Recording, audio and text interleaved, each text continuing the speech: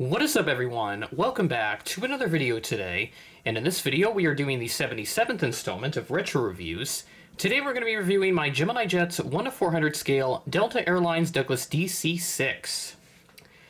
Welcome to week 3 of Delta Month. All month long on Retro Reviews we'll be taking a look at various old school Delta models that are in my collection that I have not yet reviewed in this series.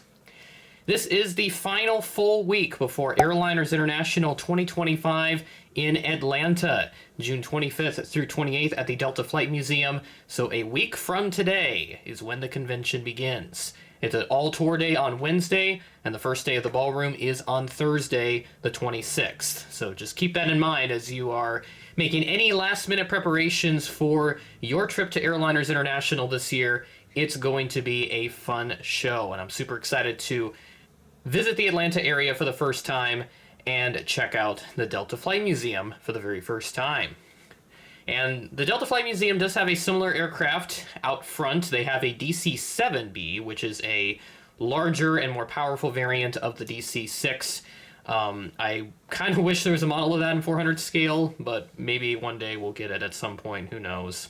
But as for this DC-6 in question, this is a model that's been in my collection for a long time, and I have never really featured on the channel outside of the annual, or I guess, biannual or whatever. Just whenever I do my full collection updates, those are the only times that it has been featured in a video, because I got this Christmas of 2016, which was just about a month or two before I started doing YouTube for aviation. So I'll move the model out of frame and go and take a look at the box. This was bought off of Amazon, so it's kind of one of those stickers up top. But yeah, you can tell the box is a little beaten up, but that's what happens when it's been in storage for such a long time. But we do have the Gemini Jets logo, made for collectors by collectors, image of the plane, and the current Delta widget along with the current Delta logo, Douglas DC-6 1/400 scale die-cast model aircraft.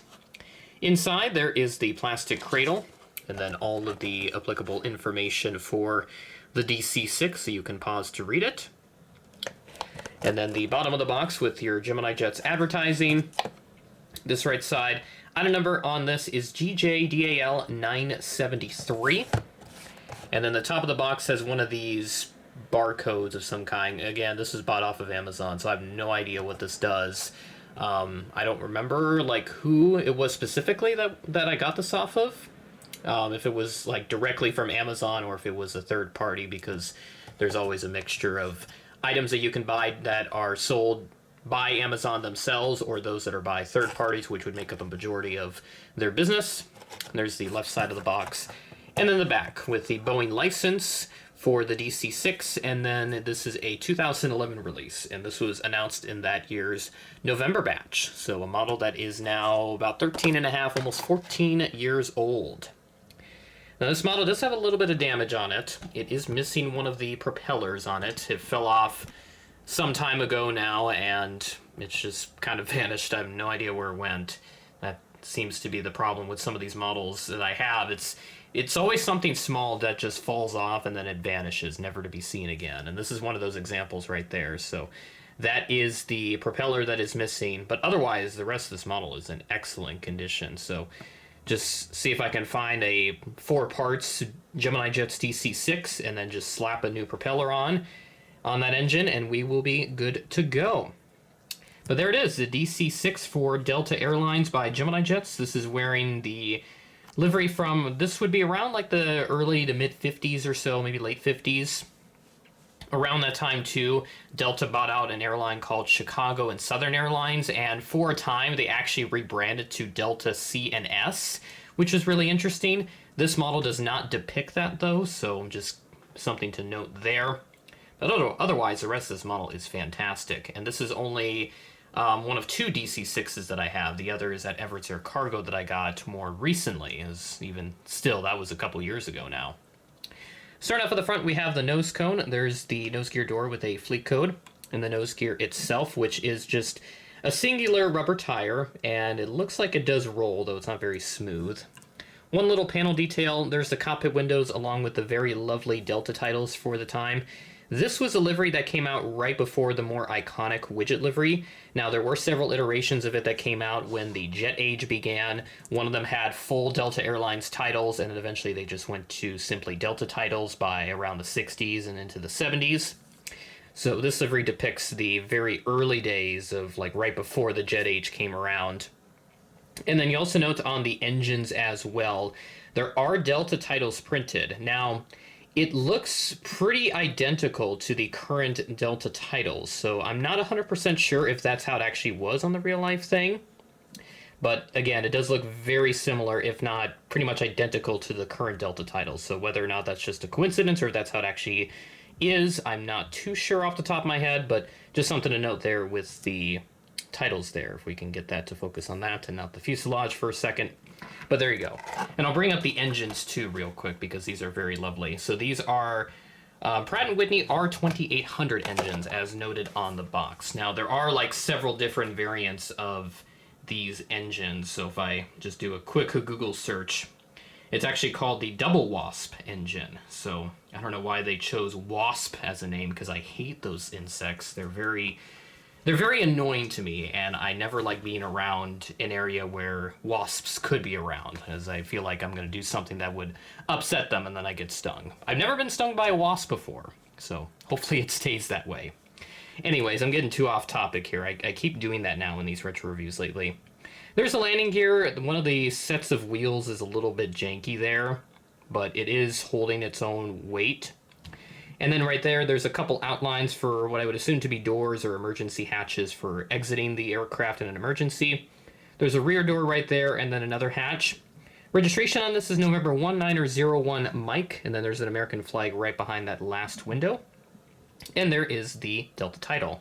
I actually should mention that I don't have two DC-6s. I actually have a Western one as well, so I actually have 3 of them in my collection. I forgot about the Aero Classics one, but as for the 2 that I did previously mention, they are both Gemini. So those are only my only Gemini Jets DC-6s that I have.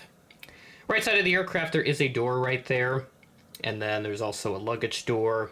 On this side, you can thankfully note that both engines have their propellers on it. And then there's another little luggage door behind there, and then the Delta tail on that side. And there's also fleet code printed at the top there, if I didn't mention that yet, along with a nice outline for the rudder. This model does sit like really weird. I'm not sure if that's how it's supposed to be. My Aero Classics Western DC-6 is a lot more level than that. But we'll flip it underneath. There is the Gemini Jets logo stand hole along with the nice painted areas for behind the engine, and then the registrations printed on the underside of the port wing. And on the top, there is no registration printed, but there are a couple beacon lights and other applicable details for an aircraft from the 1950s. Overall, a very lovely model, and I'll bring back up the CNS merger, the Chicago and Southern merger, real quick, just to talk a little bit about that, since I mentioned it earlier. So with Chicago and Southern Airlines, they started flying back in 1933, and they were known as Pacific Seaboard Airlines back in those days. And then eventually they would rebrand to Chicago and Southern a little later into their existence. They did have some international service to the Caribbean in the mid-40s, and then they merged with Delta in 1953. So after that merger, they did operate as the Delta CNS branding, which was shown on various aircraft, including like the DC-7s. Those had the Delta CNS branding. A couple of their L749 constellations had them as well, which is very fascinating. But from what I'm seeing, just doing a quick search here of some Google images, I'm not seeing any DC-6s that had them. There's a Convair 440 that got one as well. A couple of those had the branding applied to it for the merger. But yeah, it's a very rare thing nowadays. You don't really see combined branding take place after a merger. It's just one airline that takes over and becomes the new carrier, and then the other branding is essentially retired. So with that merger, it was combined for a little while, and then eventually they dropped the Chicago and Southern moniker and just simply became Delta not long after. So pretty interesting time, and I'd like to get a model of one of the Delta CNS liveries. And as I was just looking through Google Images here, there was a couple of models that popped up. The Convair 440 was one of them, and then there was also a L749 on there as well. that also got a mention. So, yeah, the one that I found has broken nose gear. It's from Model Train Market, too. Seems like they tend to get some broken models often. I'm not sure what's going on with that, but whatever. So now we'll move on and take a look at the real-life aircraft's history. Not much going on here with this aircraft, and this is another example that once again flew with Delta for her entire career based on the information I could find. She first flew sometime in 1948 and then was delivered to Delta in October of that year. And that was just how she flew then for about the next 25-ish years. The registration was canceled in 1974, and then the aircraft was parted out sometime after, a little later into the 70s. And it seems like the last aircraft that had that same registration, too, it was a Gulfstream of some kind. But yeah, there's a really good photo that I found, taken in July of 1970. So the aircraft was actually retired a little bit sooner than that, sometime maybe like 1968, 69, since they were getting the jet aircraft and the DC-6s were being phased out because of that. And it seems like Herpa, they did release a 1-200 example of the same aircraft, which is really cool. And there is actually I found a flight sim skin which depicts this exact aircraft with Delta CNS title. So it looks like that she did wear the Chicago and Southern livery during the mid-50s or so. Exactly what timeline I can't say for sure since I don't have that information. That's pretty much impossible to find. But there are a couple really good photos out there that I found. I'm just looking at it now of the DC-6 that I have here in the scale. And then another note as well, Aurora models made this exact aircraft in 1-400. So that is also awesome to note. But yeah, like I said, this did have the Delta Chicago and Southern livery for a brief time. And she had a bunch of different Delta liveries because it seems like they kept changing their livery like every year. And this was back before having a more unified branding became the standard for airlines. They would always do different liveries on different aircraft to signal, which one is which. And now we just have the more unified branding across all the aircraft, with exceptions, of course, with special liveries, as we've noted with the Delta 100 Years aircraft. Those have been the exceptions to that, and then there's some SkyTeam liveries and other special liveries that Delta has. But no retros. We do need some retros, because that would be nice to have, because Delta is not really fond of looking back on the past, and more looking towards the future. So if we could get some new leadership and have that be changed, that'd be great. But I think Ed Bastian's doing really good for Delta, so nothing wrong with that in that regard if the airline is doing just fine. So that'll do it for retro reviews. That one went pretty long there since I was just looking up some info on the fly, since there wasn't a whole lot for me to go off of in my initial phase of research. But like I said at the start of the video, Airliners International is almost here. It is a week from today. Wednesday, June 25th is the first day of the show. And that first day is always going to be just a tour/seminar day. Thursday, June 26th is the first official day of the convention. If you are a registered attendee, you can get in to the ballroom starting at noon.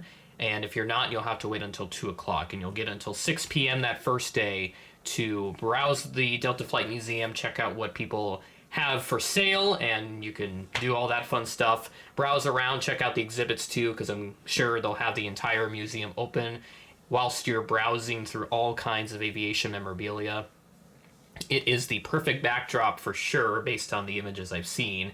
Second day, it will run from 9 a.m. to 6 p.m., and then Saturday will be from 9 to 3. They will close it off early so that they can get ready for the banquet dinner that night.